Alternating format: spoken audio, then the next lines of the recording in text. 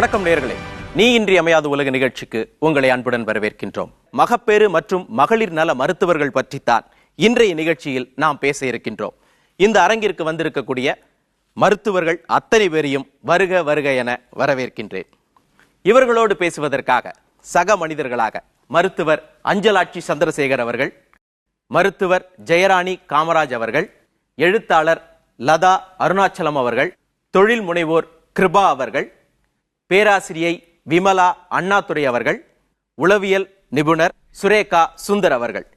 இவர்களோடு நாமும் இணைவோம் நீ இன்றி அமையாத உலகில். மருத்துவர்கள் அப்படின்னாலே பிஸியாக இருக்கக்கூடியவர்கள் தான். அதுலேயும் இந்த மகப்பேறு மருத்துவர்கள் அப்படின்னா எந்த நேரத்தில் எப்போ டெலிவரி வரும் அப்படிங்கிறது தெரியாது, உங்களை எப்போ கூப்பிடுவாங்கன்னு தெரியாது. அப்படித்தானே உங்களுடைய வேலை அமைந்திருக்கிறது. அப்படி இருக்கும் பொழுது இந்த வேலையை, இந்த படிப்பை ஏன் நீங்கள் தேர்ந்தெடுத்தீர்கள்? இந்த obstetrics and gynecology-னா that is the only field இந்த ஃபுல் மெடிக்கல் ஃபீல்டில் நீங்கள் எடுத்தீங்கன்னா it has medicine and surgery ரெண்டுமே இருக்கும். ஸோ நம்ம வந்து ஓபிடியிலே பேஷண்ட்ஸும் பார்ப்போம், சர்ஜரிக்குள்ளே போய் சர்ஜரி பண்ணுவோம். So that is the dual advantage of an obstetrics and gynecology. என்னோட இன்ட்ரெஸ்ட் ஏன்னா வந்து மற்ற ஃபீல்டை விட இந்த ஃபீல்டில் வந்து ஒரு டெலிவரி முடிஞ்ச உடனே அந்த மதரோட ஸ்மைலு, அந்த பேபியோட ஸ்மைல் பார்க்கும்போது it gives a lot of satisfaction then anything else. இந்த மூமெண்ட் ஃபர்ஸ்ட் MBBS முடிச்ச உடனேவே நான் வந்து obstetrics and gynecology டிசைட் பண்ணியாச்சு. அது வந்து உள்ளுக்குள்ளே ஒரு வருதுன்னு நினைக்கிறேன். ஒரு ரீசன் என்னன்னு என்ன கேட்டிங்கன்னா I really can't tell. I thought it was my birth right to become a gynaecologist. Super. மகப்பேறு மருத்துவத்தில் உங்களுக்கு வந்து நிறைய கமிட்மெண்ட் வேணும். அன்பாக பேசுறது, ஒரு மனிதனுடைய வாழ்க்கையில் வந்து இந்த குழந்தை பிறப்புங்கிறது ரொம்ப முக்கியமான அம்சம். அந்த நேரத்தில் அவங்களுக்கு வந்து நம்ம வந்து ஒரு கம்ஃபர்ட் ஜோனை உருவாக்கி கொடுக்கும்போது அவங்களோட வாழ்நாள் முழுசும் அவங்க மனசில் நம்ம இருப்போம். மற்ற மருந்து இப்போ ஜுரம் இருமல் அப்படி போயிட்டு அன்னைக்கு மறந்துடுவோம்.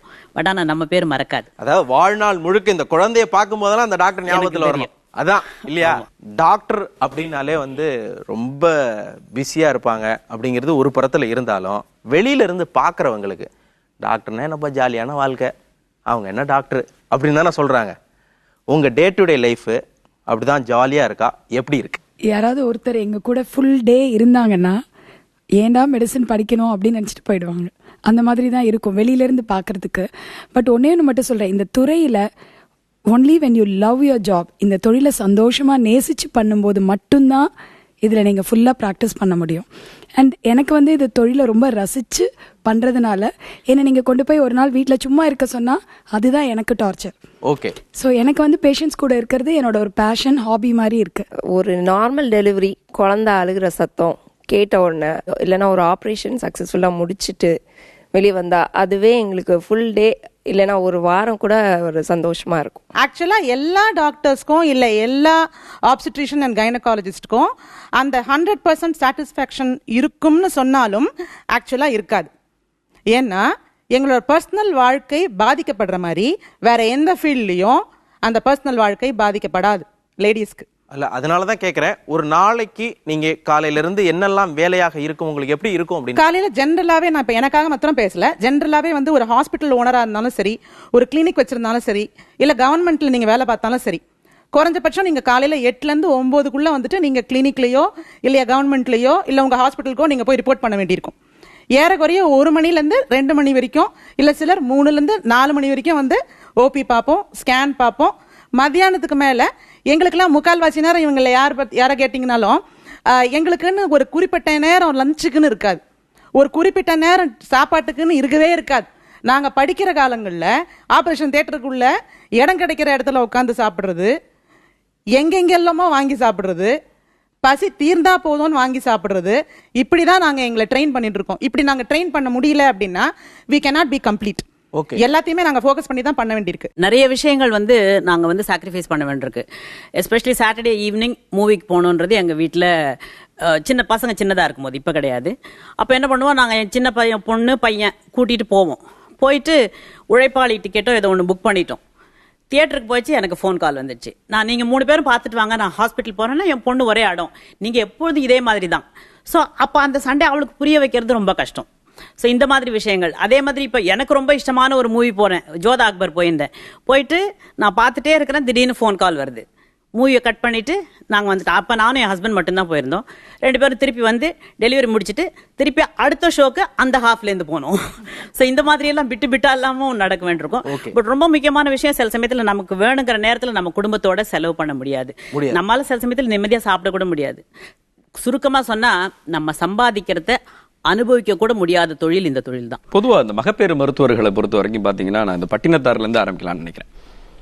ஒரு மடமாதும் ஒருவனுமாகி இன்ப சுகம் தரும் அன்பு பொருந்தி உணர்வு கலங்க ஒழுகிய வெந்து ஊர் சுரோனித மீது கலந்து பனியினில் பாதி சிறுதுளி மாது பண்டியில் வந்து புகுந்து திரண்டு பவளமரும்ப கமடமிதன்று பார்வை மெய் வாய் செவி கை கால்கள் என்று உருவமுமாகி உயிர்வளர் மாதம் 9 மடந்தை உதிரமகன்று புவியில் விழுந்து யோகமும் வாரமும் நாளும் அறிந்து தொடர்ந்து போகும். அந்த புவியில் விழுந்து அப்படிங்கிற ஒரு வார்த்தை இந்த இடத்துல இருந்து எடுக்கணும். அந்த குழந்தை உருவாகி புவியில் விழுந்துன்னு வரும்போது யாரை முதல்ல பார்க்குதுங்கிறது நமக்கு தெரியாது. ஆனா யார் முதல்ல பார்க்குறா அப்படின்னு பார்த்தீங்கன்னா மகப்பேறு மருத்துவர் தான் இந்த காலகட்டத்தில். உண்மையாவே இப்போ சொல்லப்போனா இந்த தெய்வங்கள் அப்படிங்கிற ஒரு வார்த்தைக்கு வந்து எடுத்துக்காட்டுன்னே சொல்லலாம். எனக்கு 3 பசங்க. ஃபர்ஸ்ட் குழந்தை வந்து தாம்பரம் பாலாஜி ஹாஸ்பிட்டலில் தான் பிறந்தாங்க. அப்போது நான் அடிக்கடி மேடம் போய் நாங்கள் டிஸ்டர்ப் பண்ணுவோம். அதாவது பக்கத்தில் தான் வீடானா அந்த டயத்தில் அடிக்கடி போய் டிஸ்டர்ப் பண்ணுவோம்.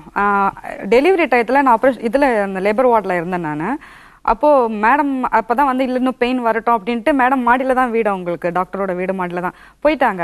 ஆனால் எனக்கு பயம், எனக்கு எப்படி டாக்டரும் இல்லை வெறும் நர்ஸை வச்சு எப்படி பண்ணிடுவாங்க அப்படின்றதெல்லாம் பயந்துக்கிட்டே இருந்தேன். அப்போது மேடம் கூப்பிடுங்கன்ட்டு நான் இங்கே கத்துறேன். நான் கத்துனோன்னா மேடம் அப்போ அது ஆக்சுவலி வந்து கிருஷ்ண ஜெயந்தி அன்னைக்கு அவங்க மேடம் அங்கே பஜன் பண்ணிட்டு இருக்காங்க.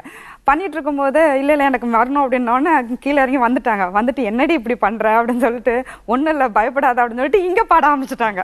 பாட ஆரம்பிச்சுட்டே இருக்கும்போது எனக்கு குழந்தை வந்துச்சு.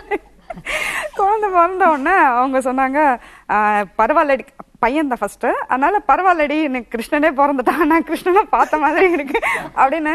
அப்போ நான் ஃபீல் பண்ணேன், சாரி மேடம் உங்க ப்ரேயரை நான் டிஸ்டர்ப் பண்ணிட்டேன். நான் இல்லைம்மா எனக்கு இதுதான் கடவுள், ஸோ நான் உங்க கூட இருந்து பண்றதுல எனக்கு ஒரு சந்தோஷம்.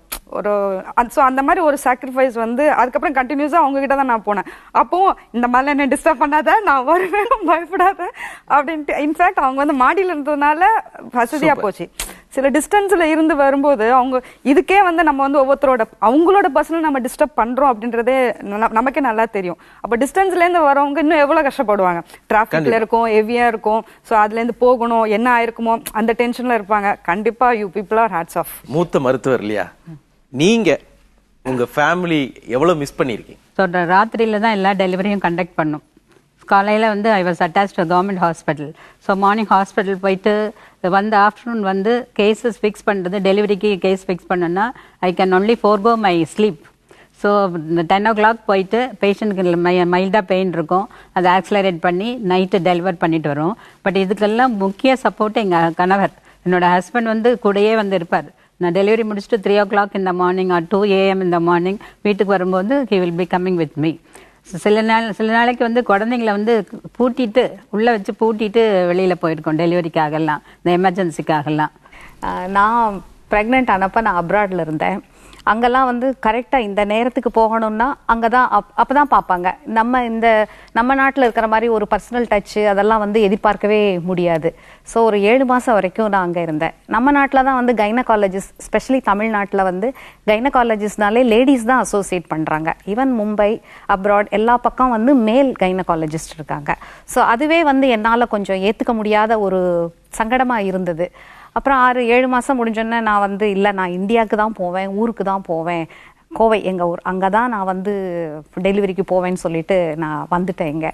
ஸோ முதல்ல எனக்கு வந்து ஒரு பெண் கைனகாலஜிஸ்ட்டை போனோம் அப்படிங்கிறதே வந்து ஒரு ஆசையாக எனக்கு அந்த ஒரு உணர்வு இருந்தது. அது பர்சனலாக சொல்ல போனோம்னா இதே மாதிரி தான் இவங்க சொன்ன மாதிரி முதல் நாள் நைட்டு எனக்கு அங்கே அட்மிட் பண்ணியிருக்காங்க, எல்லா டெஸ்ட்டும் பண்ணிட்டு இருக்காங்க, மற்ற அசிஸ்டன்ட் டாக்டர்ஸ் எல்லாம் பார்த்துட்டு இருக்காங்க. ஆனால் நான் வச்ச ஒரு டிமாண்ட், எனக்கு என்னோட டாக்டர் இப்போவே பார்க்கணும் அப்படின்னு சொன்னேன் நான். அப்போ அந்த டாக்டர் அவங்க அவ்வளோ ரொம்ப ஃபேமஸான டாக்டர். அப்போவும் கூட நைட்டு 9:30க்கு அவங்க வந்து என்னை பார்த்துட்டு ஒன்றும் பிரச்சனையே கிடையாது, என்னோட கொஞ்சம் சிக்கலானது, அதனால் காலையில் நேரத்தில் நான் வந்துடுவேன், 6 மணிக்கு வந்து பண்ணிவிடுவேன் அப்படின்னாங்க. இப்போ இவங்கெல்லாம் சொல்கிறத பார்க்குறப்ப எனக்கு கொஞ்சம் கில்ட்டியாக இருக்குது, அந்த மாதிரி ஒரு டிமாண்ட் வச்சது. அவ்வளவுதான். அந்த குழந்தையை இவங்க தூக்கிட்டு வரும்பொழுது பாத்தீங்கன்னா சின்ன தூக்க கலக்கம் கூட இவங்களுடைய விடிய காலையில 3 மணி 2 மணி கூட இல்லாம ரொம்ப ஃப்ரெஷ்ஷா இருக்கும் இவங்களுடைய அந்த ஃபேஸை பார்க்கும்பொழுது. உண்மையிலே நம்ம குழந்தை பெத்துக்கிறத விட நம்மோட குழந்தை, நம்ம மகளோ இல்ல நம்ம மருமகளோ குழந்தை பெத்துக்கும் போது நமக்கு இருக்கக்கூடிய மனோநிலை இருக்கு பாருங்க, ரொம்ப பயமா இருக்கும். நம்ம கூட குழந்தை பெத்துக்கலாம். அந்த மாதிரியான ஒரு சூழல்ல இருக்கும்பொழுது அந்த அம்மா, அந்த குழந்தை பெறப்போற அந்த தாயினுடைய அம்மா இருக்காங்க பார்த்தீங்களா, அவங்க அம்மா வந்து உண்மையிலேயே தெய்வமா பார்க்கக்கூடிய ஒரு யார் அவங்கன்னா, அந்த நேரத்தில் இவங்க தான் சக்தியாகவும் காளியாகவும் தெரியக்கூடிய யார் அப்படின்னா இந்த கைனகாலஜிஸ்ட் தான். உண்மையிலேயே இவங்களுக்கு ஒரு பெரிய கைத்தட்டல் கொடுத்தா நல்லா இருக்கும். உங்களோட டெலிவரிஸ் பத்தி சொன்னீங்க.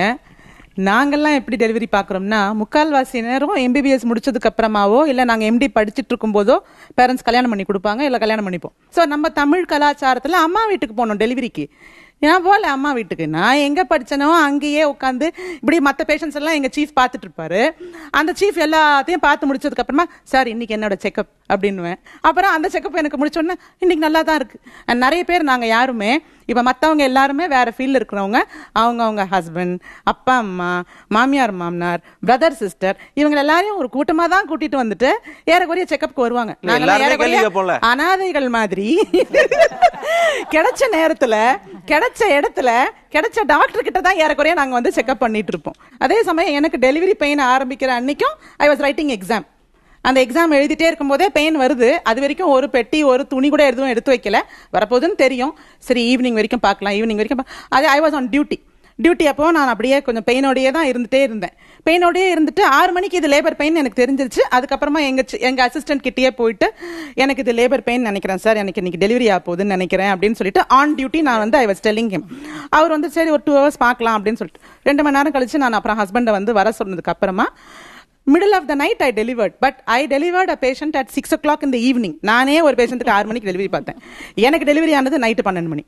ஓகே, தைரியம். இவங்க சொன்னதன் தொடர்ச்சியா ஆக்சுவலாக எனக்கு வந்து டெலிவரி ஆகி நான் எங்கே ஒர்க் பண்ணேனோ அதே ஹாஸ்பிட்டலில் தான் நார்மல் டெலிவரி ஆச்சு. I was in the room 24 hours கூட ஆகலை. அடுத்து இன்னொரு பேஷண்ட் அங்கே டெலிவரி பெயினில் இருக்காங்க. அந்த டைமில் சீனியர்ஸ் யாரும் இல்லை. ஸோ ஃபோர்சப்ஸ் போடணும், பேபி ஹார்ட் பீட் குறையுது அப்படின்னாங்க. Within 24 hours I was feeling so tired. அது வரைக்கும் நேராக லேபரும் ஓடிட்டேனா. அங்கே போய் அந்த ஃபோர்சப்ஸை தொட்ட உடனே என்னோட களைப்பு எல்லாம் போயிடுச்சு. நான் டெலிவரி ஆகி 24 மணி நேரம் கூட ஆகலை. பட் நான் போய் நின்று அந்த பேஷண்ட்டுக்கு ஃபோர்சப்ஸ் போட்டு டெலிவரி பண்ணி கொடுத்துட்டு தான் வந்தேன். சூப்பர்.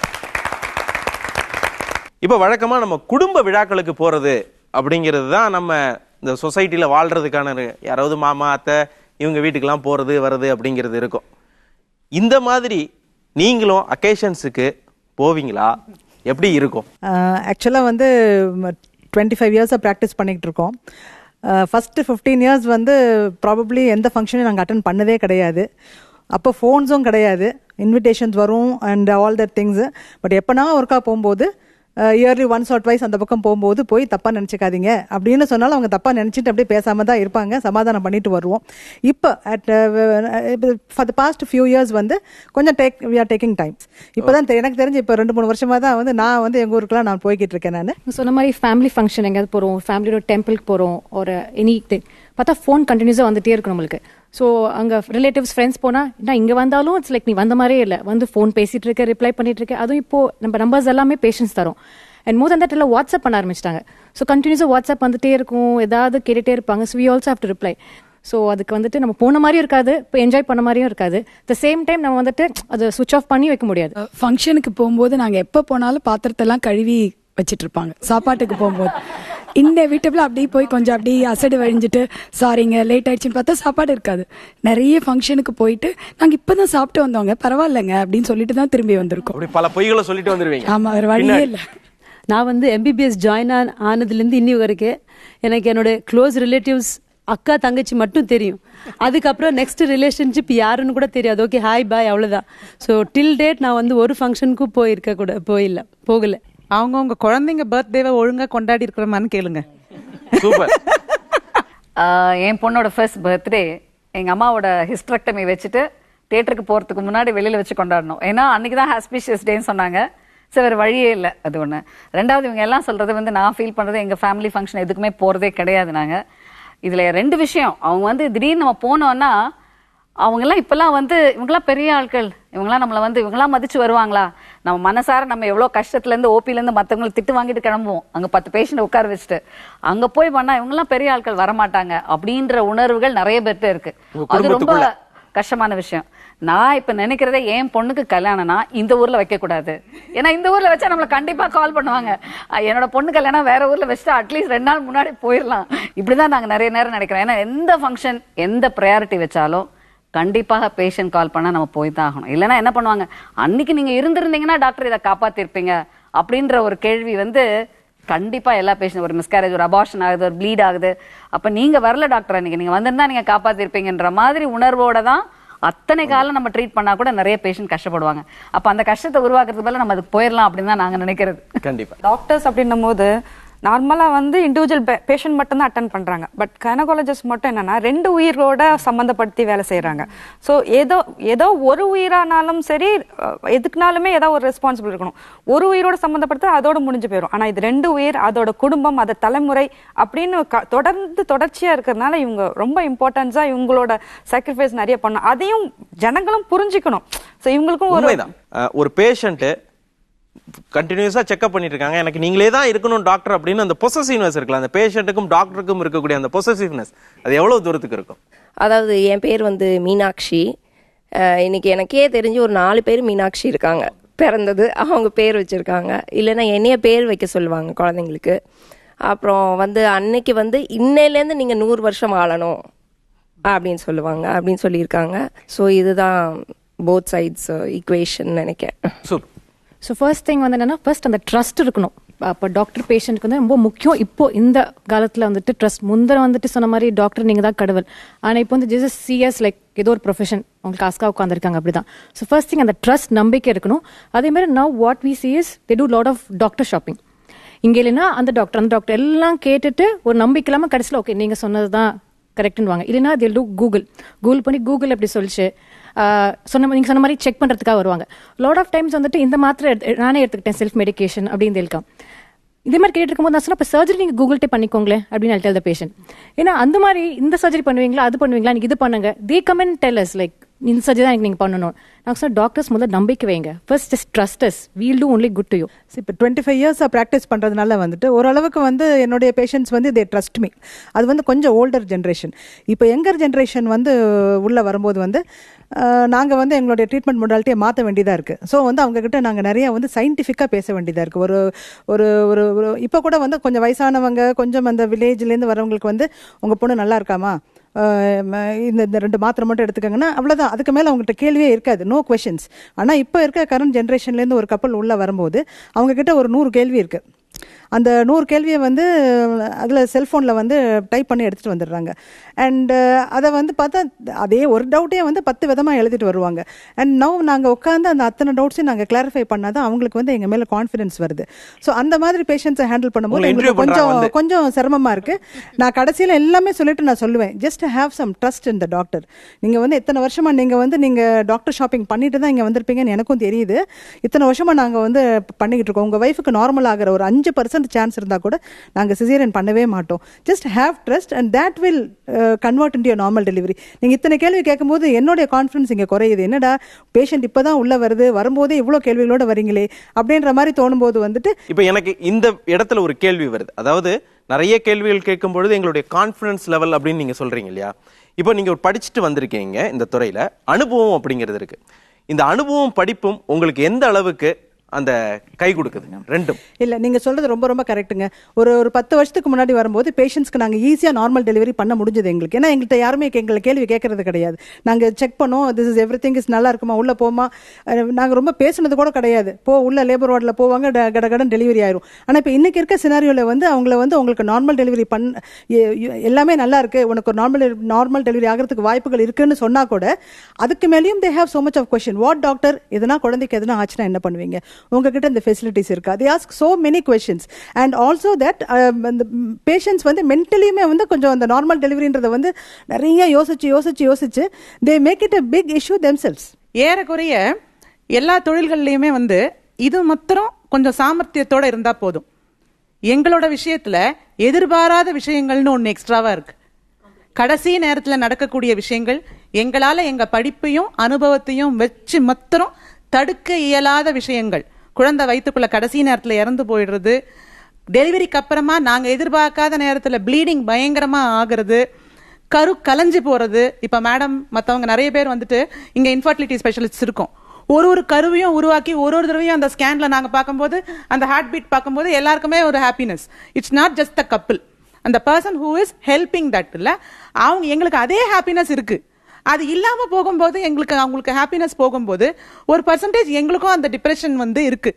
ப்ளீடிங் ஆகி அபார்ஷன் ஆகிடுது, especially after test tube baby மாதிரி பண்ணிட்டு சில லட்சங்கள் செலவு பண்ணதுக்கு அப்புறமா பெரிய எதிர்பார்ப்போடு இருக்கும்போது அந்த கரு கலைஞ்சு போனால் தயவு செஞ்சு அது டாக்டரோட ஃபால்ட் இல்லை.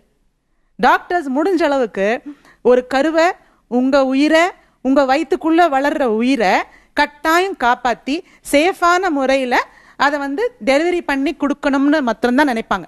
One thing what you must understand is trust is the golden chain which is linking the patients with doctors. அந்த ட்ரஸ்ட்டு எந்த டாக்டர் மேலே நீங்கள் வைக்க விரும்புகிறீங்களோ, I don't even tell, don't go doctor shopping. Go for doctor shopping. It is your own wish. It is your money. It is your own, yourself. உங்க உடம்ப நீங்க ஒருத்தர்கிட்ட நீங்க வந்து கொடுக்குறீங்க, உங்க உயிரை ஒருத்தர்கிட்ட கொடுக்குறீங்க. 4 பேர்கிட்ட போங்க, உங்களுக்கு யாரை பிடிக்குதோ அவங்க கிட்ட போயிட்டு யார் ரெஃபர் பண்ணுவாங்க, இல்லை உங்களுக்கே வந்து அவங்கள பார்க்கும்போதோ பேசும்போதோ ஒரு நம்பகத்தன்மை வருதுன்னா தயவு செஞ்சு அவங்களோடயே இருங்க. அதாவது இப்போ வந்து நீங்க டாக்டர் ஷாப்பிங் அப்படிங்கிற ஒரு வார்த்தையை திரும்ப திரும்ப பயன்படுத்துறீங்க. முன்னாடி சர்வீஸ்னு போகும்போது இருந்த ட்ரஸ்ட் ஷாப்பிங்னு போகும்போது குறைஞ்சிருக்கா, இல்ல அப்படி பாக்குறீங்களா? டாக்டர்ஸ் கிட்ட போன உடனே என்ன பண்றாங்க, எல்லாமே நிறைய லிஸ்ட் எழுதி கொடுத்துட்றாங்க. இது பிளட் டெஸ்ட்லேருந்து ஆரம்பிச்சு அப்படியே ஸ்கேன் எல்லாம் எடுக்கிறாங்க. இப்போ இந்த ஜென்ரேஷன் படிச்சிருக்கு, அப்பா அம்மா படிக்கல அப்படி வச்சுக்கோங்களேன். அவங்க முழுக்க மேடம் சொன்ன மாதிரி எங்க கையில கடைசியில இல்லைன்னு சொல்றாங்க. ஃபர்ஸ்ட்ல இருந்தே ஸ்கேன் எடுத்துட்டே வருவாங்க. கடைசி நேரத்தில் ஏதோ ஒரு சுச்சுவேஷனில் அது சர்ஜரியாக மாறுச்சுன்னு வச்சுக்கோங்களேன். அவங்க என்ன சொல்கிறாங்க, அதுக்கு எதுக்கு ஆரம்பத்துலேருந்தே நீங்கள் ஸ்கேன் எடுக்க சொன்னீங்க அப்படிங்கிற அந்த கேள்வி வர்றதுனால தான் இந்த ஷாப்பிங் அப்படிங்கிற விஷயம் வருது. இன்னொரு விஷயம் என்னென்னா, மேடம் சொன்ன மாதிரி எங்ககிட்ட கடைசி நேரத்தில் இப்போது நிறைய சர்ஜரி வர்றதுக்கு என்ன காரணம்னா அவங்களுக்கு இருக்கக்கூடிய ஸ்ட்ரெஸ்ஸு தான். நார்மல் டெலிவரி ஆகுமோ ஆகாதான் தெரியல, அந்த ப்ரெக்னென்ட் லேடிஸ்க்கு இருக்கக்கூடிய ஸ்ட்ரெஸ்ஸு தான் கடைசியில் கொண்டு போய் விடும்பொழுது. இப்போ நீங்களே ஹானஸ்டாக சொல்லுங்கள், முன்ன இருந்த மாதிரி இப்போ நார்மல் டெலிவரி இருக்கா? அதான் நான் கேட்குறேன். அவங்க கேட்குற கேள்வி என்னன்னா, இன்று அதிகமாக நடைபெறுவது சுகப்பிரசவமா சிசேரியனா? இப்போ வந்து ஆல்மோஸ்ட் 2 ஈக்குவலாக இருக்கு, 50-50 ஆயிடுச்சு. சிசேரியனும் இது வந்து நிறைய பேர் என்ன நினைச்சுக்கிறாங்க, காசுக்காக டாக்டருங்க பண்றாங்க அப்படின்னு சொல்லிட்டு. எங்க ரிலேஷன்ல 6 பெண்கள் குழந்தை பிறந்தாங்க. அதுல ஒரே ஒன்று தான் நார்மல் டெலிவரி, மீதி 5 பேருமே சிசேரியன் பண்ணி தான் எடுத்தாங்க. அதாவது இப்ப நீங்க வந்து ஒரு காலகட்டத்துல ஒரு குடும்பத்துல 5 குழந்தைங்க பிறக்குது, ஆனா இப்ப பிறந்துக்கிறது 1 குழந்தை இல்ல 2 குழந்தை. அப்ப அவங்க எதிர்பார்க்கிறது ஒரு ஆரோக்கியமுள்ள குழந்தை. ஸோ அந்த காலத்துல இன்னைக்கும் கிராமத்துல எடுத்துட்டீங்கன்னா டெய்லி ஒரு தொட்டில் பேபி டெத், இன்ஃபன்ட் மார்டாலிட்டி எவ்வளோ குறைச்சிருக்கிறோம், மெட்டர்னல் மார்பிடிட்டி எவ்வளோ குறைச்சிருக்கோம். இதெல்லாம் வந்து தாய் சேய் நல்ல ஸ்டாட்டிஸ்டிக்ஸ் எடுத்தீங்கன்னா நம்ம வளரும் நாட்டில் டெவலப்பிங் கண்ட்ரியில் நிறைய டெத், நிறைய மார்டாலிட்டிலாம் வரதே வந்து பிரசவ நேரத்தில் ஏற்படுற காம்ப்ளிகேஷன்ஸ்னால. இதுக்கு வந்து தாய் சேய் நல்லா ஆரம்பத்திலேருந்து சில வழிகளை பார்க்கணும்னு சொல்லி எல்லா கோட்பாடுகள் கவர்மெண்ட் ஹாஸ்பிட்டல்ஸ் எல்லா இடத்துலையும் இருந்தாலும் கூட இதற்கும் கூடுதலான பிரசவ நேரத்தில் ஏற்படுற காம்ப்ளிகேஷன்ஸ் நிறைய இருந்தது. அதனால தான் இன்ஃபன்ட் மார்டாலிட்டி, மெட்டர்னல் மார்டாலிட்டி நிறைய இருந்தது. ஆனால் இப்போ நம்ம நாடு வளரும் கண்ட்ரியா இருந்தா கூட இதெல்லாம் குறைஞ்சிருக்கிறதுக்கு காரணம் நல்ல முறையில தாய் சேய் நலமும் பிரசவத்தையும் நாங்க எதிர்நோக்கிறதுனால. இதுல வந்து கண்டிப்பா கொஞ்சம் சிசேரியன் ரேட்ஸ் அதிகமாக தான் ஆகும். ஏன்னா நாங்க அந்த குழந்தைகள் வந்து ஹெல்தியான குழந்தைகளை உருவாக்குறோம். அந்த குழந்தைகள் வந்து மருத்துவ ரீதியா சொல்றதை நாங்க வந்து மறுக்கிறதுக்கு இல்ல. ஏன்னா மருத்துவ ரீதியா ஒரு காம்ப்ளிகேஷன்ஸ் இருக்கு, அதை சிசேரியன் பண்ணி தான் தாயும் சேயும் காப்பாற்றணும் அப்படின்னா தவிர்க்க முடியாது. என்னன்னா முன்னாடி 7-8 குழந்தைகளை பெற்றெடுத்தவர்கள் திடகாத்திரமாக நல்லா தான் இருந்தாங்க, நம்ம ஊர் கிராமங்கள்ல பார்க்கக்கூடிய.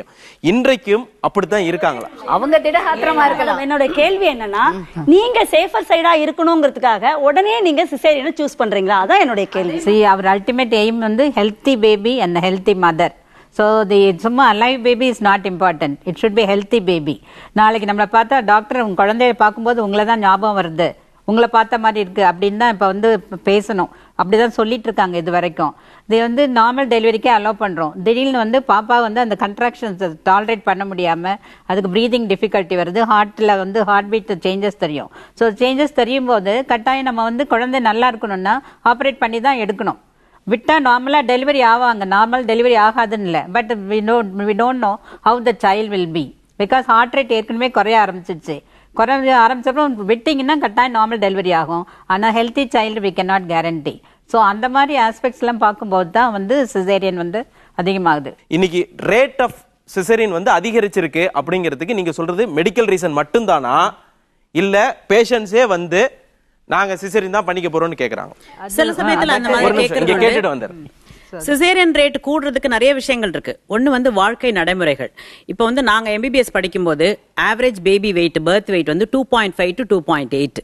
இப்போ average birth weight is more than 3 kilos.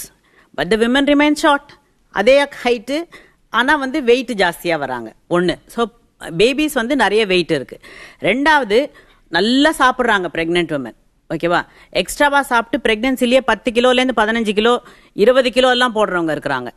அவங்க வெயிட் ரொம்ப ஜாஸ்தியாயிடுது. பிசிக்கல் ஆக்டிவிட்டிங்கிறது சுத்தமா கிடையாது. எவ்வளவுதான் நாங்க எக்ஸசைஸ் பண்ணு வேலை செய்ய அப்படின்னு சொன்னா கூட, ஈவன் அந்த ஐ டோன்ட் நோ, திடீர்னு வந்து அவங்க அம்மா அப்பா எல்லாருமே வந்து ஐயோ அவ கர்ப்பமா இருக்கா, அவளை வேலை செய்ய விடாத, மாடிப்படி ஏற விடாத, வெளியில போக விடாத, இப்படி போட்டு கம்ப்ளீட் பெட் ரெஸ்ட்.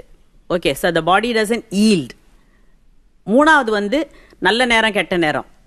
நாலாவது வந்து 100% சேஃபா இருக்கணும். ஓகே, பேபிக்கு வந்து பிறந்து சில விஷயங்கள்லாம் எங்களால எதிர்பார்க்கவே முடியாது. எதிர்பாராமல் காம்ப்ளிகேஷன்ஸ் வர்றது ஆப்ஸ்டெட்ரிக்ஸ்ல ரொம்ப ரொம்ப காமன். ஓகேவா? இத்தனை நாள் நல்லா இருந்தது, இன்னைக்கு திடீர்னு வந்து பிரச்சனை இருக்குன்னு சொல்றீங்களே அப்படின்னா, பிரச்சனை இன்னைக்கு தானே வந்தது, வந்த பிறகு தானே நான் பிரச்சனை இருக்குன்னு சொல்ல முடியும். என்னால நாளைக்கு என்ன ஆகும்னு எப்படி சொல்ல முடியும்?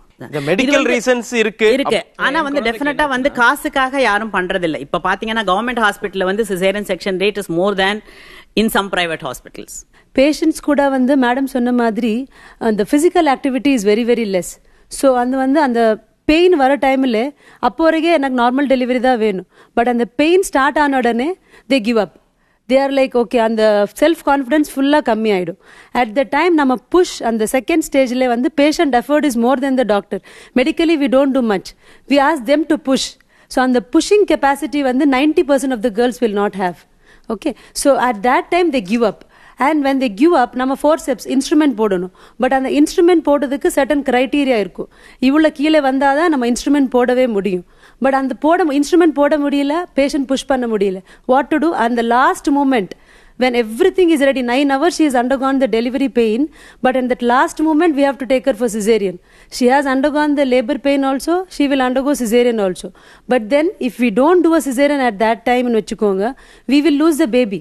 So that is very important. So adanale and the self confidence of that girl is so important to have a normal delivery. Okay, இப்போ இந்த மகப்பேறு குறித்து பெண்கள் அக்கறையாக இல்லை அப்படின்னு சொல்றீங்களா?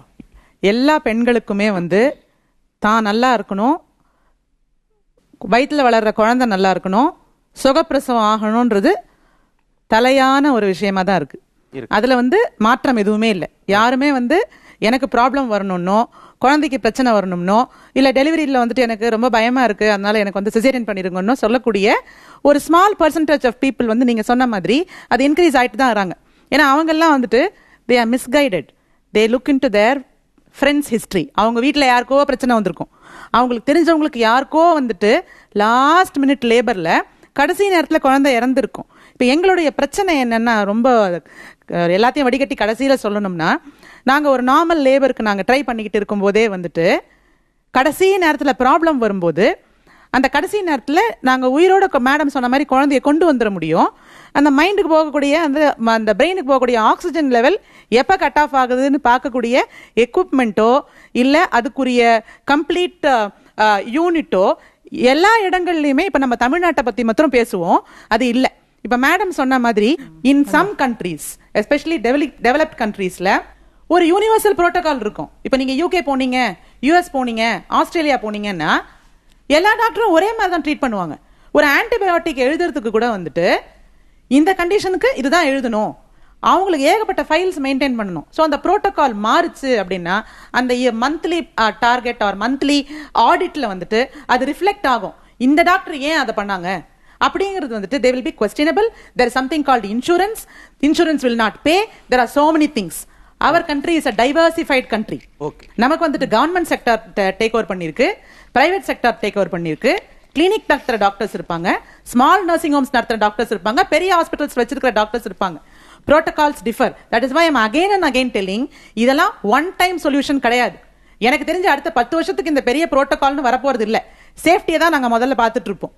ஆனா அந்த நேரத்தில் உங்களுக்கு இருக்கக்கூடிய கான்டாக்ட்ஸ் யூஸ் பண்ணுங்க, உங்களுக்கு இருக்கக்கூடிய சுய அறிவு யூஸ் பண்ணுங்க. Choose your doctor. இப்ப நாங்களே வந்து we are choosing the patients. Why should you alone choose the doctor? What I want to say is, இப்போ present generation வரும்போதே ஃபர்ஸ்ட் விசிட்டுக்கே வந்துட்டு எனக்கு சிசேரியன் தான் வேணும்னு அவங்களே கேட்டுறாங்க. All the young girls. ஏன்னு கேட்டால் என் ஃப்ரெண்டு ஓ மை ஃபேமிலியில் வந்துட்டு லேபர் பெயின் பயங்கரமாக இருந்துச்சு, suffered. So I want only caesarean சொல்லிட்டே தான் வராங்க. Last 2 years all the young girls have come to me. வந்தோடனே கேட்டுறாங்க ஐ வாண்ட் ஒன்லி சிசேரியன். உங்கள்ட்ட கேட்கறது கூட இல்ல, அவங்களே சொல்லிடுறாங்க, டிசைட் பண்றாங்க ஐ வாண்ட் ஒன்லி சிசேரியன். நான் டைம் டேட் சொல்றேன், இந்த டைம்ல பண்ணுங்க. I don't want to go through labour pains. அந்த டைம்ல நான் அப்பயே சொல்றேன், லைக் வி ஹேவ் லேபர் எனர்ஜிஸியா இருக்கு, எப்படி கொடுக்கலாம், நோ சிசேரியன் தான் எனக்கு. அதே மாதிரி நீங்க பெருசா கட் பண்ணுவீங்க, விகிவ் எபிசியோட்டமி பெருசா கட் பண்ணுவீங்களாமே, பெருசா சூச்சர் பண்ணுவீங்களாமே, அதனால லாக்ஸ் ஆயிருமே, அது பயங்கர வலி இருக்குமே, சிசேரியனோட அதுதான் ரொம்ப வலின்னு சொல்லிட்டு they come and tell us. இருக்காங்க. ஆனா பர்சன்டேஜ் வைஸ் ரொம்ப கிடையாது, ஒரு 20% சொல்லலாம். மிச்சம் 80% நார்மல் டெலிவரி வேணும்னு தான் கேக்குறாங்க. நம்மளுடைய கம்பேரிசன் ரேட் வந்து கிராமப்புறங்கள் 80%, நகர்ப்புறங்கள் 20% அப்படிங்கறத கணக்கு. அப்போ நகர்ப்புறம் சார்ந்த பெண்கள் மட்டும் இப்படி சொல்றாங்களா, இல்ல கிராமப்புறம் சார்ந்த பெண்களும் இப்படி சொல்றாங்க? இல்ல, முக்கியமா நகர்ப்புறம் பெண்கள் தான் இப்படி சொல்றாங்க. ஏன்னா நான் இது வில்லேஜஸ்ல இருந்து வர்றவங்களுக்கு சிசேரியன் பண்ணிக்கிட்டா நிறைய அவங்க தான் பெயினோட இருக்கணும், வேலை செய்ய முடியாது அப்படிங்கிற பயத்துல அவங்க கேட்க மாட்டாங்க. வேற நகர்ப்புறத்துல வாழ்ற கேர்ள்ஸ்க்கு நிறைய ஹெல்ப் இருக்கும். வேலை பார்க்கறதுக்கு அம்மா இருப்பாங்க, குழந்தைய பாத்துக்கிறதுக்கு மாமியார் இருப்பாங்க. ஸோ அவங்களுக்கு பெருசா சப்போர்ட்டுக்கு நிறைய பேர் இருப்பாங்க. அவங்க வேலை செய்யணும்னு அவசியம் கிடையாது. அண்ட் கூகுள் ஃப்ரெண்ட்ஸ் இதெல்லாம் poisoning the mind of the young girls. இப்போ எந்த செக்டார் மக்கள் எனக்கு வந்தோடனே சிசரின் வேணும்னு கேட்குறாங்க? மோர் கார்ப்பரேட்ஸ், ஐடி மக்கள், யங் கேர்ள்ஸ் லைக் 25, 27 வரவங்களாம் வந்தோடனே சொல்லிடுறாங்க I want to go only for caesarean and normal வேண்டாம். இந்த நேரம் பார்த்து சிசரின் பண்ணுங்க, நல்ல நேரம் இந்த டைம் தான் அப்படிங்கிறது இன்னைக்கு சமூகத்துல இருக்கத்தானே செய்யும் இல்லையா? Middle of the night 12 o'clock 12 முடிஞ்சு 1 o'clock தான் அந்த பாதம் அந்த இதெல்லாம் மாறுது, அந்த அத்தனை மணிக்கு சிசேரியன் பண்ணி தரணும் அப்படின்னு உங்கள்ட்ட முன்னாடியே சொல்லிடுவாங்க. we have done also. இல்ல நீங்க மருத்துவரா இது வேணாங்கன்னு நீங்க சொல்றது இருக்கா? இல்ல அது வந்து டெஃபினட்டா indication for caesarean. So caesarean பண்ணணும்னு நான் தான் சொல்லியிருப்பேன். ஸோ நான் சொன்னப்புறம் அவங்க வந்து அந்த டைம் வந்து they will not see any other thing. they will see selfish-ஆ அந்த time 12:30 AM or 1 AM. So like that they want. ஆக்சுவலா வந்து மேடம் சொல்றது வந்துட்டு ரொம்ப ரொம்ப கரெக்ட். அதுவும் என்னன்னா 12:15 இருந்து 12:25 அந்த 10 minutes it's I always discourage them. I'll tell them you give me 3 times. ஒரு நாள்ல வந்து எனக்கு 3 டைம் கொடுங்கப்பா, நான் செலக்ட் பண்றேன் அந்த 3 டயத்துல ஒரு time. So I am very strict like that. இன்னொன்று வந்து இந்த சிசேரியனுக்கு வந்துட்டு what everybody expects is 100% perfect baby எனக்கு வேணும். And our profession is the only profession where நாங்கள் 1% கூட எரர் அப்படின்னு நாங்கள் எங்கேயும் சொல்ல முடியாது. 1% எரர் சொல்ல முடியுமா? 100 குழந்தைல வந்து ஒரு குழந்தை நான் வந்து நெகட்டிவா கொடுக்க முடியும்னு சொல்ல முடியுமா? சொல்ல முடியாத ஒரு ப்ரொஃபஷன் வந்து எங்களுடைய ப்ரொஃபஷன். இதுல வரக்கூடிய ரிஸ்க் இருக்கு அப்படிங்கறத புரிஞ்சுக்க முடியுது. அத மக்கள் புரிஞ்சுக்கணும் அப்படின்னு சொல்ல வரீங்களா? கட்டாயம். ஒரு நம்ம ரோட்ல நடந்து போறோம், நம்ம அடுத்து திருப்பி வீட்டுக்கு வருவோமானே தெரியாது. லைஃப் அவ்வளோ ரிஸ்க் இருக்குது, ரோடை தாண்டறதுக்கே அத்தனை ரிஸ்க் இருக்கு. நீங்க இன்னொரு உயிரை பிரசவிக்கும் போது ரிஸ்க் இல்லாம ஒரு டாக்டர் எப்படி டெலிவரி பண்ணி கொடுக்க முடியும்? நாங்களும் ஹியூமன் பீயிங்ஸ் தானே. கேட்ஜெட்ஸ் எங்களுக்கு ஓரளவுக்கு தான் ஹெல்ப்ஃபுல்லா இருக்கும். இப்போ ஒரு கேட்ஜெட் எடுத்துக்கோங்க, எங்களுக்கு வந்துட்டு பாசிட்டிவாவோ இல்லை நெகட்டிவாவோ இருக்கக்கூடியது ஒரு பர்டிகுலர் கேட்ஜெட், கார்டியோடோகோகிராம்னு சொல்ற சிடிஜி. அதை நாங்கள் டியூரிங் பிரெக்னன்சி டைம்லையும் டியூரிங் டெலிவரி டைம்லையும் யூஸ் பண்ணுவோம்.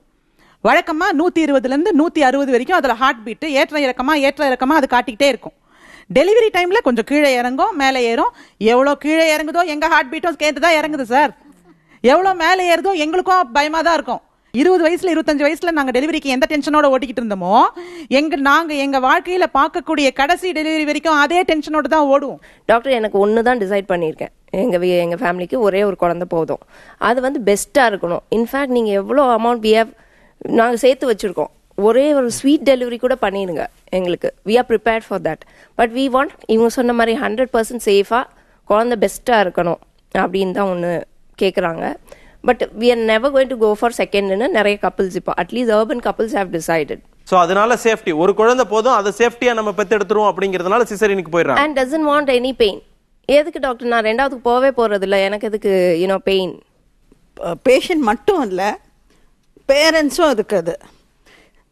என் பிள்ளை வலி தாங்க மாட்டா, நீங்கள் ஆப்ரேஷன் பண்ணி எடுத்துருங்க, தயவு செய்து எடுங்க, சரி பண்ணிவிடுவோன்னு அப்படியே கதை பண்ணி அனஸ்தெட்டிஸ்ட் சொல்லியிருக்கேன், அவங்களுக்கு சொல்லியிருக்கேன், அவங்க சொன்னால் அதுக்குள்ளே டெலிவரி ஆகிடும். Normal delivery. So parents also are behind. அதே மாதிரி பிரதர்ஸ் சிஸ்டர்ஸ், அக்கா ரொம்ப அழுகுறாங்க, நார்மல் டெலிவரி வேண்டாம், ஆப்ரேஷன் பண்ணுங்கன்னு கெஞ்சுறவங்களும் இருக்காங்க. இன்னொரு முக்கியமான விஷயம் என்னன்னா, எல்லாரும் கர்ப்பம் ஆன உடனே அது ஒரு நோய் மாதிரி நினைக்கிறாங்க. நான் என் பேஷண்ட்ஸ்ல சொல்றது எல்லாம் இதுதான். ஃபர்ஸ்ட் இந்த யூரின் டெஸ்ட் 2 கோடுன்னு வந்தா, டாக்டர் அவங்க ஸ்டேர்ஸ் ஏறலாமா, ஆட்டோவில் போகலாமா, பப்பாளி பழம் சாப்பிடலாமா, அன்னாச்சி பழம் சாப்பிடலாம், நான் இதுதான் கேட்பேன். ஆமா, உங்க ஒய்ஃப்க்கு வந்திருக்கிறது மஞ்சக்காமாலை இல்லை, டைஃபாய்டு இல்லை, ஒரு பொண்ணு ஏஜ் அட்டன் பண்ற மாதிரி, இது பிசியாலஜிங்க, இது பெத்தாலஜி இல்லை, ஏன் இவங்களை ஒரு நோயாளி மாதிரி நடத்துறீங்க அப்படின்ட்டு. ஸோ முக்கால்வாசி சிசேரியனுக்கு காரணம் இங்கே ஆரம்பத்துலேருந்தே ஆரம்பிச்சிருது. குனிய விடுறதில்ல, நிமிர விடுறதில்ல, அப்படி கண்ணாடி பாத்திர மாதிரி நடந்தால் எங்கே விளையும் அது டெலிவரி அப்போ. முன்னாடி நார்மல் டெலிவரியை விரும்பின சமூகம் இப்போ சிசேரியனை விரும்புகிற சமூகமாகவே மாறிட்டு இருக்கு. உண்மையாவே முன்னாடி இயற்கை வேளாண்மையான பொருட்கள் விலை குறைவு, செயற்கை பொருட்கள் விலை ஜாஸ்தி. இப்போ அப்படியே மாறி ஆர்கானிக் பொருளோட விலை ஜாஸ்தி ஆயிடுச்சு. அதே மாதிரி இன்னைக்கு எனக்கு தெரிஞ்ச ஒரு கிளினிக் இருக்கு, சென்னையில் இருக்கு, இன்னொரு சில கிளினிக் தெரியும், நார்மல் டெலிவரி அஷ்யூர்டு, அதுக்கு தனி ஃபீஸ், எக்ஸ்ட்ரா ஃபீஸ் அப்படின்னு சில கிளினிக்காக மாறுறதுக்கான காரணம் இதுதான். நம்ம புறக்காரணிகள் தான் அதிகமா டாக்டர் கூட சொல்ல முடியாதுன்னு தோணுது. நார்மல் டெலிவரிக்குன்னா பேஷண்ட் பெயின் ஸ்டார்ட் பண்ணதுல இருந்து ரெஸ்பான்சிபிள் டாக்டர்ஸ், நான்லாம் பெயின் ஆரம்பிச்சதுல இருந்து பேஷண்ட் பக்கத்துல தான் உட்கார்ந்துருப்பேன் till she delivers. It may be 8 hours, it may be 10 hours, or it may be 12 hours. So the time and the energy and the stress what we spend is more when it's a normal delivery. So because at any stage problem varakudadu, problem vanda udane immediate we should take step. Theater will be ready, the staffs, everybody will be ready, but patient will be undergoing a normal process and she deliver normally. Okay. So adu the stress strain ellam jaasti irukanaala actually normal delivery should be, the payment should be more than that of cesarean section. If it's a cesarean section, within 45 minutes I will deliver and come out. So andha madri, so that is a very stressful process by a normal delivery. முன்ன மாதிரி pain அந்த ரிஸ்க நம்ம இப்ப கொஞ்சம் குறைச்சிரலாமே அப்படிங்கிறதுக்காக இந்த முடிவு எடுக்கறாங்க அப்படினு சொல்லலாமா? இன்னும் அப்படி எந்த டாக்டர் அப்படி when there is a chance for normal delivery கட்டாயம் அலோ பண்ணுவோம், யாருமே அப்படி இருக்கிறது கிடையாது. இன்னைக்கு குழந்தை பேரு, மகப்பேறு அப்படிங்கிறது கிடைக்கிறதில் பல்வேறு சிக்கல்கள் உருவாகி இருக்குதா? அதாவது உலக அளவுல குழந்தையின்மைன்னு எடுத்துக்கிட்டீங்கன்னா 10% சொல்றாங்க. Every 7th couple have an infertility. ஆனா தற்காலத்துல இப்ப பாத்தீங்கன்னா நிறைய இன்ஃபர்டிலிட்டி சென்டர்ஸ், நிறைய குழந்தையின்மையினால அவேர்னஸ், இது எல்லாருக்கும் ஒரு விழிப்பு, ஒரு உணர்வு. இன்ஃபர்டிலிட்டி அதிகமா இருக்கா டாக்டர், குழந்தையின்மை அதிகமா இருக்கான்னு கேட்டாங்கன்னா, குழந்தையின்மை ஓரளவுல அதிகமா இருக்குது. இப்ப ஆண்கள் குழந்தையின்மை எடுத்துக்கிட்டீங்கன்னா என்விரான்மெண்டல் ஃபேக்டர்ஸ், நிறைய என்விரான்மெண்ட், நம்ம சுவாசிக்கிறது, குடிக்கிறது எல்லாமே கெமிக்கல்ஸ். ரெண்டாவது எடுத்துக்கிட்டீங்கன்னா வயது. இப்ப எல்லா பெண்களும் ஒரு திருமணத்துக்கு முன்னாடி செட்டில் ஆகணும், அவங்க வீடு வாங்கணும், கார் வாங்கணும், எல்லாம் வாங்கி செட்டில் ஆன பிறகுதான் மேரேஜ் பண்ணா கூட குழந்தை பேருங்கிறத போஸ்ட்போன் பண்றாங்க. ஸோ 30 வயதுக்கு மேற்பட்டு ஒரு பெண்ணோட கருத்தரிக்கிற தன்மை கண்டிப்பா குறைவாகிறது. அவங்களோட ஃபீக்கன்டிட்டின்னு சொல்றோம். இது குறைவாகும் போது குழந்தையின்மையினால பாதிக்கப்பட்ட தம்பதியினர் அதிகமாறாங்க. ஸோ எல்லார்ட்டையும் ஒரு தவறான கண்ணோட்டம், குழந்தையின்மை அதிகரிப்புன்றதை விட இந்த மன அழுத்தம், அவங்களுக்கு இந்த மாதிரி ஒரு சூழ்நிலைகள்ல மற்ற எல்லாம் அவங்க நினைக்கிற மாதிரி நடந்துடணும். அதாவது கம்ப்யூட்டர் மாதிரி டச் பண்ண உடனே குழந்தை ஒரு கன்சீவா ட்ரை பண்ண உடனே குழந்தை வந்துடணும் அப்படின்ற மாதிரி எண்ணங்கள் தவறா இருக்கு. அதே மாதிரி ஒரு ட்ரீட்மெண்ட் கொடுத்துட்டா குழந்தை வந்துடும். லைஃப் புரியாம நிறைய புரியாதுன்னா அவங்க எல்லாமே எல்லாம் நான் டாக்டர், நான் ஒரு 6 months 2 monthsல நான் US போனோம், உடனே எனக்கு குழந்தை வரணும். ஏன் அப்ப நீ 2.5 years இங்க இருந்து ஏன் ட்ரை பண்ணல? இல்லை டாக்டர், அப்போ நாங்கள் என்ன செட்டில் ஆகலை, இப்போ கொஞ்சம் தான் செட்டில் ஆயிருக்கோம், ஆனால் எனக்கு ஒரு 3 monthsல ஒரு ஆஃபர் இருக்கு, இமீடியட்டாக ஐ want to have a baby. இந்த மாதிரி ஒரு இயற்கையா நடக்கிற விஷயங்களே செயற்கையான முறையில் நிறைய பேர் என்றாங்க. ஆனா இதற்கு அடுத்த கட்டமா இன்னொரு பக்கம் பாத்தீங்கன்னா, குழந்தையின்மைன்றதுனால பாதிக்கப்பட்ட நிறைய பெண்கள் அதிகமா இருக்கு. இப்போ அவங்களுக்கு ட்ரீட்மெண்ட் இருக்கு, இது ஒரு முடிவு இருக்கு, இதை கண்டிப்பா பண்ணா குழந்தை பேரை பெற முடியும் அப்படின்ற விழிப்புணர்வு இப்ப நிறைய வந்திருக்கு. நம்ம மீடியால சொல்றோம், நிறைய விஷயங்கள் பேசுறோம்னா நிறைய பேர் ட்ரீட்மெண்ட் வருவது ஒரு பாராட்டப்பட்ட விஷயம். இதனால சுற்றுச்சூழல் இந்த குழந்தை பாக்கியத்திற்கு ஒரு பெரிய தடையாக இருக்கு. கண்டிப்பா இன்னைக்கு எடுத்துட்டீங்கன்னா கிராமப்புறங்கள்ல நம்ம நினைக்கிற இப்ப சிட்டில தான் குழந்தைமை நினைக்கிறோம். இப்ப லேட்டஸ்ட் ஸ்டடி என்ன சொல்றாங்கன்னா கிராமப்புறங்கள்ல எஸ்பெஷலி இந்த கெமிக்கல் ஃபர்டிலைசர்ஸ் அதில் வேலை பார்க்குற ஒரு 25 வயது பெண்ணுக்கு கூட நிறைய பேருக்கு வந்து சினைப்பையில முட்டைகளே இல்லாமல் போகுது. இதுக்கு முக்கிய காரணம் வந்து அவங்க அந்த ஃபர்டிலைசர்ஸ் எக்ஸ்போஸ் ஆகுது. அதே மாதிரி ஆண்கள் வந்து நிறைய பேருக்கு ஸ்பெர்ம் கவுண்டே இருக்குது இல்ல. உணவு சுற்றுச்சூழல் முக்கிய கண்டிப்பா. இன்னைக்கு ஒரு குழந்தை வேணும்னா ப்ராப்பர் செக்ஸ் வேணும். அதுவே பாதி பேருக்கு முடியல. ஐடி பீப்புள் பார்த்தா அவங்க டைமிங்ஸே இல்ல. ஸோ அவங்க எல்லாம் ஒரு இன்ஸ்டன்டா ஐவிஎஃப் இருக்குல்ல, 2 இயர்ஸ் ஆச்சு ப்ராப்பராகவே இல்லை, ஓகே ஐவிஎஃப் பண்ணுங்க டாக்டர், என் ஒய்ஃபுக்கு குழந்தை வேணும்னு சொல்ற அளவுக்கு அவங்க ப்ராப்பர் அவங்களோட செக்ஷுவல் லைஃபே பாதி பேருக்கு சரியில்லை. ஸோ இதுதான் இங்க இருக்கக்கூடியது. எல்லாரும் ஸ்ட்ரெஸ்ல இருக்காங்க, ஈஸியா குழந்தை பெற்றுக்கலாம்னு நினைக்கிறாங்க. இப்ப நிறைய பேர் வந்து நீங்க நிறைய படிச்சிருக்காங்க, படிப்பு அதிகமாயிட்டே போகுது, வேலை அதிகமாயிட்டே போகுது, சம்பளம் அதிகமாயிட்டே போகுது. ஆனா கல்யாணம் ஆகி 3வது மாசத்துல வந்து நாங்க இது பிளான் பண்ணல டாக்டர், இது வேணாம், நம்ம நடத்திட்டு இருக்கிறதே குழந்தைய உருவாக்குற தொழில உட்காந்துருக்கிறோம். இது இவங்க படிக்காதவங்களா இருந்தா இல்ல விவரம் இல்லாதவங்களா இருந்தா பரவாயில்ல. ஒரு அன்ப்ரொடெக்டட் செக்ஸ் இருந்ததுன்னா குழந்தை உருவாக்கம் இருக்கும்னு எப்படி தெரியாம இருக்கும்?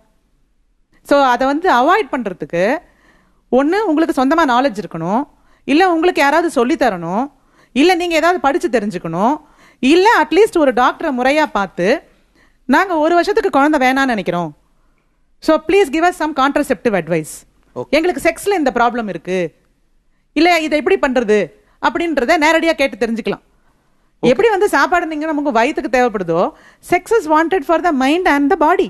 இதுக்கு வந்து ஒரு வெக்கப்பட்டுக்கிட்டு நீங்க அதை வந்து உருவாக்குறதோ இல்ல உருவாக்கல் இல்லாம இருக்கிறதோ விட்டுட்டு அதை நேரடியா அணுகுனா நிறைய சிக்கல்கள் தம்பதிகளுக்குள்ள வந்து தீரும். சரி, இன்றைக்கு மனம் ஆகக்கூடிய ஒரு பையனாக இருக்கட்டும் பெண்ணாக இருக்கட்டும், இப்படி இருந்தா இதெல்லாம் நல்லா இருக்கும் அப்படிங்கிறதுக்கு ஏதாவது கவுன்சிலிங் மாதிரியோ இல்ல உங்கள்கிட்ட வந்து அணுகி திருமணத்திற்கு பின்னாடி வரவங்க எல்லாம் திருமணத்திற்கு முன்னாடி வராங்களா, உங்களை வந்து மகளிர் நலத்துல வந்து பாக்குறாங்களா, பேசுறாங்களா, எப்படி இருக்குமா? நிறைய பேர் வராங்க. இப்ப வந்து ஆல்மோஸ்ட் அந்த ரேட் வந்து அதிகரிச்சிருது. இப்ப வந்து அவங்க வரும்போதே ப்ரீ மெரைட்டலா எங்களுக்கு என்னென்னலாம் டெஸ்ட் பண்ணணும் டாக்டர், நாங்க குழந்தையினால பாதிக்கப்படக்கூடாது, ஒரு ஆரோக்கியமா குழந்தை பெறணும், இதுக்கு நீங்க என்ன வழிமுறைகள் சொல்றாங்க, இது ரொம்ப பாராட்டப்பட வேண்டிய விஷயம் சில ஆஸ்பெக்ட்ஸ்ல. அதாவது குறிப்பா வந்து இப்ப நாங்க சொல்றோம்ல இந்த ஃபோலிக் ஆசிட் வந்து வெஸ்ட்லாம் வந்து ஒரு திருமணத்துக்கு prepare ஆறாங்கனாலே they will take a folic acid so that they are preventing a major anomalies in the babies.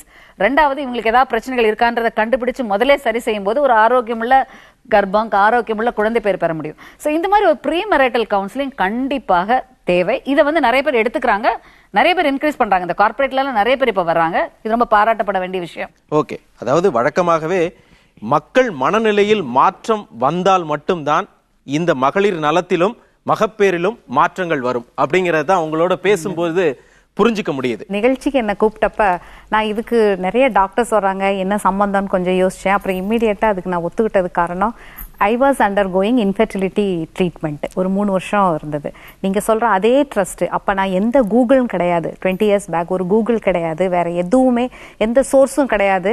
இவ்வளவு ஒரு அறியாமைன்னு சொல்ல முடியாது, ஆனா அதிகமா நான் அறிஞ்சு வச்சிருக்கல. அந்த நேரத்துல ஒரு புக் வச்சிருப்பேன், இது என்ன ஒவ்வொரு தடவை டாக்டர் கேட்கறப்ப அவங்க சொல்லுவாங்க. மும்பைல I was under going treatment.